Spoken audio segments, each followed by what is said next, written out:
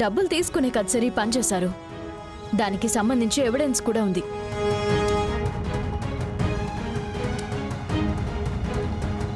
ఇదిగోండి సార్, చూడండి.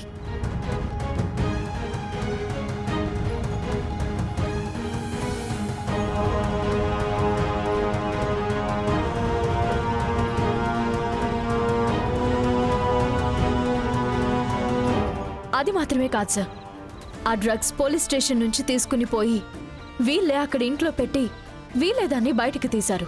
మీలాంటి వాళ్ళంతా డిపార్ట్మెంట్కి అసహ్యం అయ్యా. అసలు ఎలా చేయగలిగారయ్యా ఈ పని? అంటే సార్ అది నేను నిన్ను ఇమ్మీడియట్ గా సస్పెండ్ చేస్తున్నాను. సార్ పోలీసుల్ని నమ్మే ప్రజలు రాత్రులు ప్రశాంతంగా పడుకుంటున్నారు. పోలీసుల వల్లే ప్రజలకు ఇలాంటి ఆపదలు వస్తుంటే ప్రజలు ఎక్కడికి వెళ్తారు చెప్పండి? ఎక్కడో ఒకరిద్దరి వల్ల జరిగిన తప్పును పట్టుకుని మొత్తం డిపార్ట్మెంట్ ని తప్పు పట్టకండి.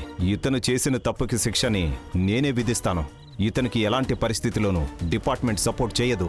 అలాగే నేను రవి గారి ఫ్యామిలీకి డిపార్ట్మెంట్ తరఫున క్షమాపణ చెప్తున్నాను. కానిస్టేబుల్ సార్, వెంటనే ఆయన్ని రిలీజ్ చేయండి. Okay sir. రండి, సార్ పిలుస్తున్నారు.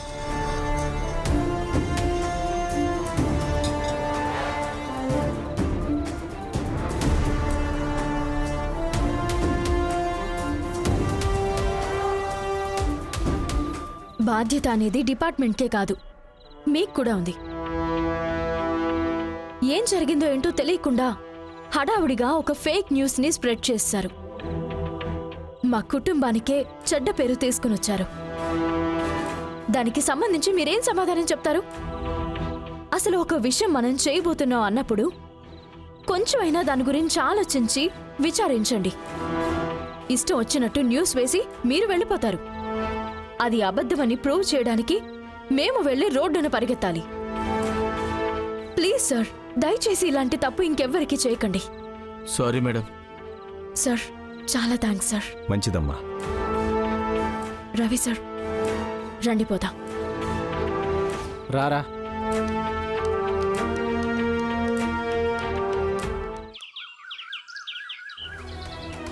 నువ్వు నీ బుద్ధి చూపించుకున్నావు కదా. మేమెవ్వరం ఇంట్లో లేని టైం చూసి నీ ఇష్టం వచ్చినట్టు చేశావు. ఇంకొంచెం సేపు అయి ఉంటే ఈ కుటుంబానికి సంతోషమే లేకుండా పోయేది. నువ్వసలు మనిషివేనా? ఇలా చూడు, నా కొడుకు కానీ ఏమైనా అయ్యింది అంటే అయిపోయావి నువ్వు. అన్నయ్య, అంతా నీ వల్లే వచ్చింది. అయ్యో మీనా, నేనేం చేశాను? మరేంటన్నయ్య, మనకి కాకినాడ కాజా ఇవన్నీ అవసరమా? మనం ఇంట్లోనే ఉండుంటే ఇదంతా అసలు జరిగేదా? నా కొడుకుని పోలీస్ స్టేషన్ పాలు చేశారే. చెయ్యని తప్పుకి ఇప్పుడు నా కొడుకు శిక్ష అనుభవించాలా?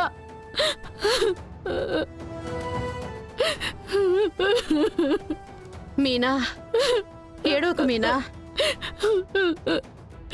నేను అసలు తట్టుకోలేకపోతున్నాను వదినా. వాడికి పరిస్థితి ఎందుకు? వాడు అసలు ఇవన్నీ తట్టుకోగలడా? అత్తకి తెలిస్తే ఏమవుతుంది?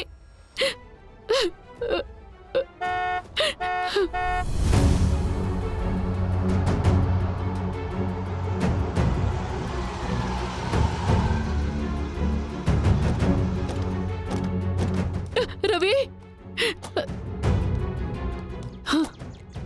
రవి, నిన్ను కొట్టారా నాన్న? తిట్టారా? ఏమైనా అన్నారా వాళ్ళు నిన్ను? అలాంటిదేం లేదమ్మా, ఏం జరగలేదు. నీకే ఎందుకురా ఇలా జరుగుతోంది? ఏ తప్పు చేయకుండా నువ్వు ఇలా కష్టపడాల్సి వస్తోంది కదరా. ఇంకొదిలే అమ్మా, నేను ఇంటికి వచ్చేసాను కదా. అల్లుడు, నేను మొదటి నుంచి నీకు చెప్తూనే ఉన్నాను, మనకి ఈ అమ్మాయి సరిపడదు, ఈ అమ్మాయిని ఇంటి నుంచి పంపించేయని. నువ్వే నా ఫ్రెండ్ అని, పెళ్లి చేసుకోబోతున్నానని చెప్పి దానికి పెద్దపేట వేసి నట్టింట్లో కూర్చోబెట్టావు. ఇప్పుడు చూసావు కదా, తాను మన కుటుంబానికి ఎంత పెద్ద అవమానం. అసలు ఇదంతా మనకి అవసరమా అల్లుడు?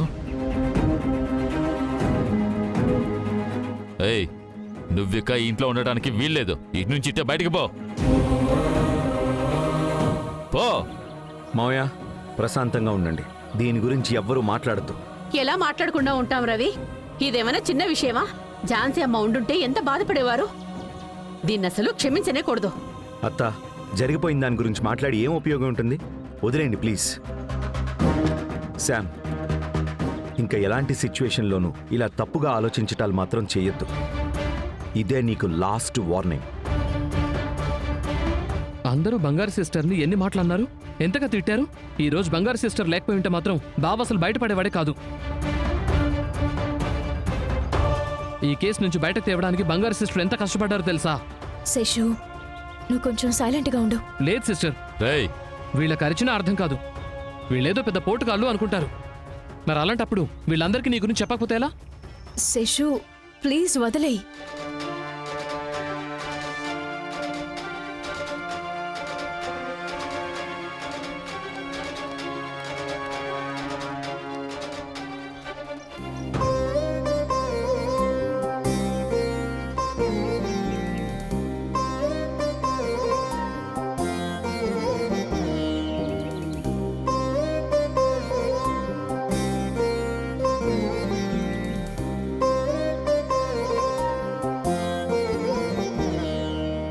బంగారి,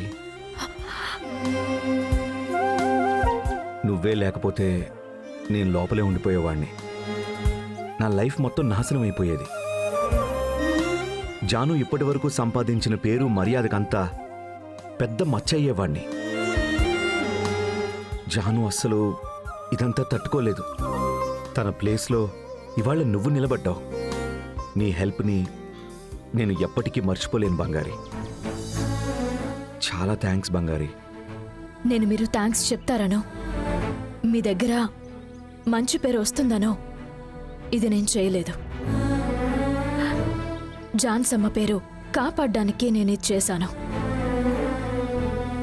దీనికి మించి ఇందులో వేరే ఉద్దేశం లేదు. మీరు ఇంకేదో అనుకుని తప్పుగా ఆలోచించకండి.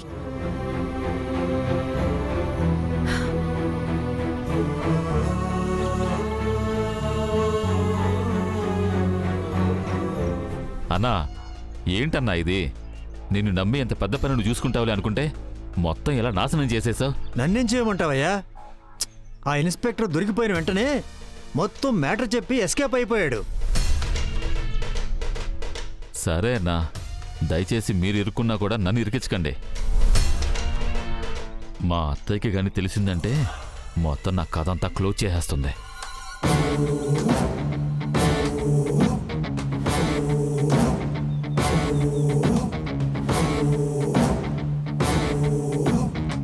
ఏయ్, ఏంటే పెద్ద ఇదిలాగా చప్పట్లు కొడుతూ నా ముందుకు వచ్చి నిలబడ్డావు? ఏంటి ఏంటి సార్, ఫోన్లో ఎవరు?